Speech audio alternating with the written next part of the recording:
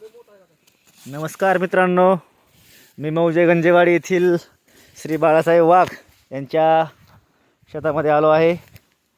हा जे आपण बघताय तो देवडांगर भोपळ्याचा प्लॉट आहे.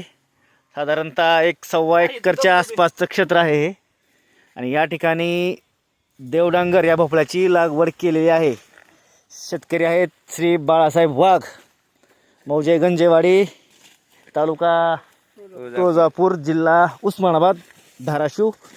हा बघा या ठिकाणी आपल्या बाळासाहेब आपल्याला दाखवत आहे. 70 दिवसाचा माल आहे. साधारणतः 70 दिवसाचा हा माल आहे.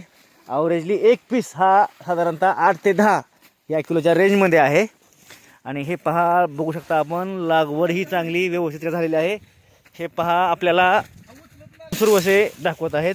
दाखवा, तो पीस दाखवा, दाखवा. हे बा, हा एक साधारणतः हा जवळपास 10 किलोचा एक पीस आहे. 12 ते 15 किलोचा एक पीस आहे हा. आपण पाहू शकता. असं एक या ठिकाणी नवीन प्रयोग केलेला आहे शेतकऱ्यांनी. पारंपरिक शेतीकडे न बघता देवडांगर ह्या व्यापारी भाजीपाला संवर्गातील पिकाचं ह्यांनी उत्पादन घेतलेलं आहे. या ठिकाणी या प्लॉटची तोडणी उद्या होणार आहे. उद्या म्हणजे साधारणतः तारीख आहे 12 जानेवारी 2025 तोड होणार आहे. आणि यासाठी आपण मुंबई या मार्केटचं आपण हे केलेलं आहे, निवड केलेली आहे व्यापारासाठी. या 1.25 एकर प्लॉटमध्ये आपल्याला साधारणतः 25 ते 30 टन एवढं उत्पन्न मिळण्याची शक्यता आहे, असं शेतकऱ्यांचं म्हणणं आहे. आणि 12 ते 15 रुपये जरी आपण ॲव्हरेजली पकडला किलोला, प्रति किलो, तरी आपल्याला 4.5 ते 5 लाख रुपये नगदी रोख उत्पन्न हे 70 दिवसामध्ये 1.25 एकरात हे उत्पन्न मिळू शकतं.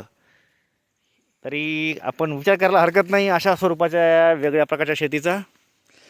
तसं पाहिलं तर शेती काही वेगळ्या प्रकारची नाही, पण पारंपरिकच आहे. पण एक साधारणतः एक ही अशी मागे पडलेली जी पिकं आहेत यांना आपण एक थोडंसं घेतलं पाहिजे असं. आणि याला खर्च आलेला आहे 40,000 रुपये आतापर्यंत, सर्व फवारणी वगैरे पाहता. तर बघा, विचार करा.